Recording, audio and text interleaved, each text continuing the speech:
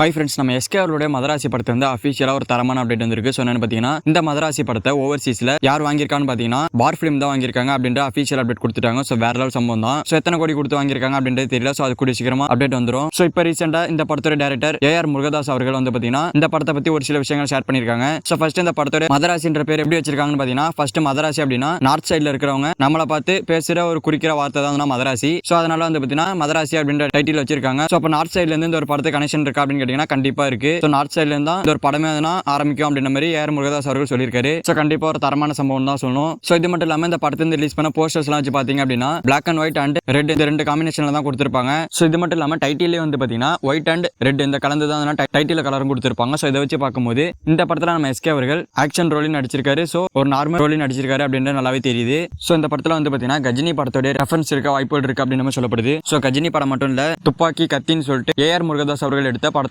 நிறைய ரெஃபரன்ஸ் இருக்கும் அப்படின்னு சொல்லப்படுது. சோ கண்டிப்பா ஏஆர் முருகதாஸ் அவர்கள் இந்த ஒரு படத்தை கம்பேக்கா தான் கொடுக்க போறாரு. சோ ஒரு ஆக்ஷன் த்ரில்லர் மூவியா வெறித்தனமான உருவாயிட்டு இருக்கு. சோ வேற மாதிரி சம்பவம் தான் சொல்லணும். செகண்ட் நம்ம எஸ்கே அவர்களுடைய மதராசி படத்தை ஓவர்சீஸ்ல பார் ஃபிலிம் தான் வாங்கியிருக்காங்க. சோ இது மட்டும் இல்லாம இந்த படத்தோட டைட்டில் பத்தின விளக்கத்தையும் நம்ம ஏஆர் முருகதாஸ் அவர்கள் கொடுத்திருக்காரு. சோ இதை பத்தி உங்களோட ஒப்பீனியனை கமெண்ட்ஸ்ல கமெண்ட் பண்ணுங்க. சோ இந்த வீடியோ பிடிச்சிருந்தா லைக் பண்ணி ஷேர் பண்ணுங்க. இந்த மாதிரி தமிழ் சினிமால இருக்க மூவிஸ் அப்டேட்ஸ் தெரிஞ்சுக்க நம்ம சேனல் சப்ஸ்கிரைப் பண்ணி சப்போர்ட் பண்ணுங்க. சோ தேங்க்யூ ஃபார் வாட்சிங். அடுத்த வீடியோல பார்க்கலாம். தேங்க்யூ.